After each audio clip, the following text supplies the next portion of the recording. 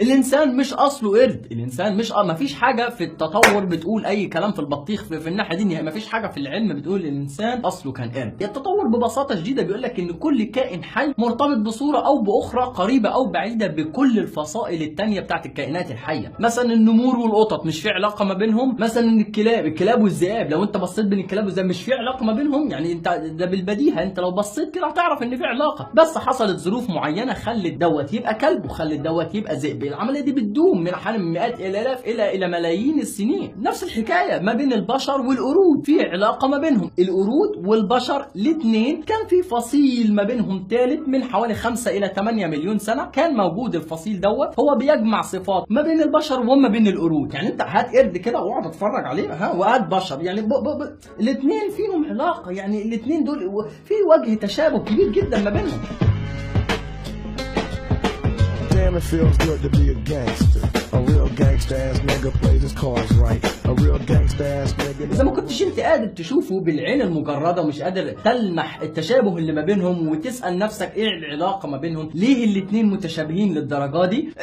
بص لحاجة اسمها حفريات. الحفريات عبارة عن هياكل عظمية لكائنات حية كانت موجودة من مئات الآلاف وأحيانا من ملايين السنين. الحفريات بتقول إن كان في كائنات حية لا هي قرود ولا هي بشر، كائنات حية مشابهة جدا للإنسان ومشابهة جدا للقرود، ومنها اندرجت فصيلة البشر لحد ما تكوننا على شكلنا الحالي، ومنهم تفرع فصيل تاني جم من الغوريلا والشمبانزي وكافة القردة التانيين. الحفريات دي زي حفريات الديناصورات، زي حفريات الحيوانات اللي انقرضت. الحفريات دي بنعرف ان كان في كائنات موجودة في الفترة المعينة. طيب دلوقتي احنا عندنا حفرية لوجود كائن يشبه الانسان، نفترض مثلا الحفرية دي موجودة مثلا من 5 مليون سنة. دلوقتي الكائن دوت لا هو بشر ولا هو قرود، نوع ثالث من الفصائل. دلوقتي انت اسأل نفسك ايه هو الكائن ده؟ انت دلوقتي قدامك حل من اتنين مفيش تاني، يا اما الكائن دوت جم منه الانسان لانه شبيه جدا بالانسان، يا اما الكائن دوت كائن ثالث لا هو له علاقة ما بالانسان ولا هو له علاقة بالقرود.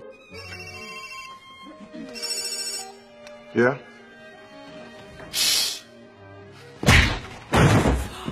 من مثلا 200,000 سنة ولا 300,000 سنة. دي مفيش حفريات الإنسان بشكله الحالي من المدة ديت من الزمن. فين البشر من 100,000 سنة ولا 200,000 سنة بنفس شكلهم الحالي؟ إذا البشر عمرهم مثلا 100,000 سنة. طيب نفترض إن البشر كان عمرهم 100,000 سنة بس. الكائنات بقى والحفريات اللي كانت موجودة من قبل الفترة ديت مثلا من مليون ل 2 مليون 3 مليون و4 مليون، السلالة دي بقى اللي كانت موجودة في الفترة ديت ايه هي؟ يعني هم مش بشر، خلاص احنا اتفقنا ان مفيش حفريات في الفترة ديت للبشر اللي على شكلهم الحالي. طيب ايه هم بقى؟ كائنات ثالثة مثلا، كائنات لا هم بشر ولا هم اي حاجة تانية. طيب دلوقتي في حفريات وفي ادلة بتقول ان كان في كائنات حية موجودة من 3 مليون سنة، الكائنات ديت شبيهة جدا بالبشر، هنقول ان هم ما لهمش علاقة بالبشر زي ما انت بتقول. طيب كان في ادلة بتقول انهم كان بيستخدموا ادوات. ايه بقى الادوات دي؟ هل في كائنات بتستخدم ادوات غير البشر؟ انت في دماغك مثلا في كائنات ثالثة مثلا ما نعرفهاش احنا بتستخدم ادوات غير كائنات ذكيه مثلا مختلفه،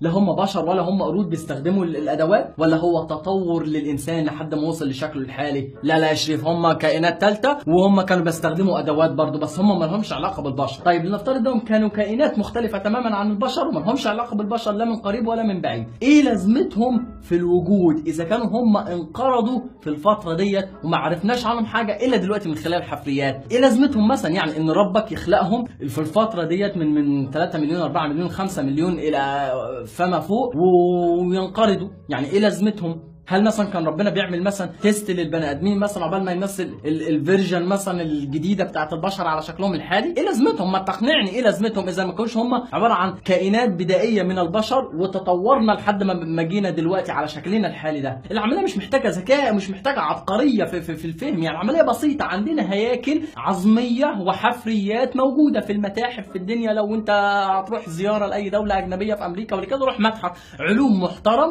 وهتلاقي الحفريات دي موجوده، عباره عن حفريات شبيهه جدا بالانسان، نفس الهيكل ونفس كل حاجه بس على اختلاف بسيط في الرجل في الجمجمه. عندهم حفريات بقى مختلفه بمرور الزمن. يقول لك الحفريه دي مثلا عمرها مليون سنه شبيهه شويه بالانسان، الحفريه ديت مثلا مختلفه عمرها 2 مليون سنه شبيهه بس بدرجه ابعد شويه، وهكذا مدرجينهم الكلام دوت. ده كله بيحطوهم كده دليل، ده كله كده عباره عن زي السلسله كده. نفس الحكايه في اي كائن حي، العمليه مش مرتبطه بس بالبشر. نفس الحكايه في الاسماك مثلا، في اسماك القرش نفس الحكايه الحكايه في نفس الحكايه في الديناصورات، برضو تدرجوا على عبر ملايين السنين لحد ما وصل للشكل الحالي. في كائنات متدرجه دلوقتي من الديناصورات، نفس الكلام في الذئاب، نفس الكلام في الكلاب، نفس الكلام حتى في الدببه. طيب يا شريف عشان بس نركز في سؤالنا، هل كان اصلهم بقى من ملايين السنين قرد؟ لا، ما كانش اصلهم قرد، ما كانش اصلهم قرد. امال انت بتفتي ليه وتقول الانسان اصله قرد؟ مفيش حاجه في التطور اسمها الانسان اصله قرد، خلصنا منها. نغنيها لك، نرقص ونغنيها لك، والله لو بعرف هغنيها لك لو بعرف. ما تاخدهاش شتيمه بقى لغيرك وتقول له يا ابني انت اصلك قرد، يا ابني انت ابوك كان قرد ومش عارف انتوا اجدادكم قرود. مفيش الكلام ده، انت كده بتحرج نفسك لانك بتبين انك مش فاهم اي حاجه في اي حاجه. فانك تاخد الكلام العلمي تريقه،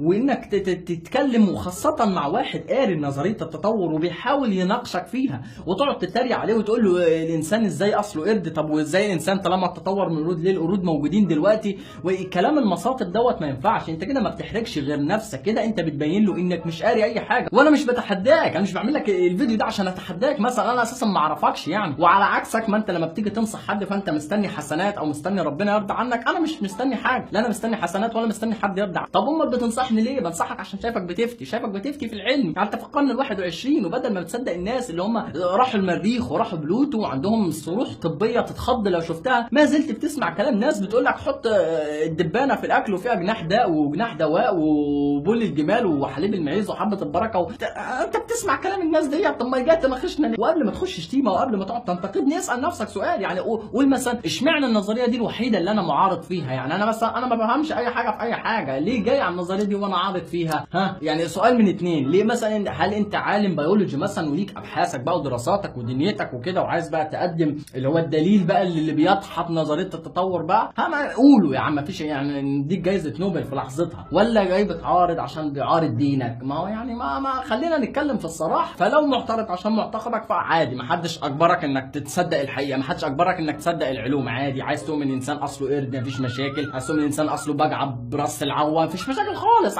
يعني عيش في الفتي براحتك، يعني طالما انت وصلت الليفل الفتي بقى افتي، ما حدش هيوقفك، عادي عيش مع نفسك. اما لو عايز تفهم او عايز مثلا تقتنع فعلا بس في اسئله مثلا محيراك مثلا فعلا اسال، مفيش مشاكل، انا هحاول اجاوب لك عليها في الفيديو دوت. احنا عايزين ايه غير مصلحتك؟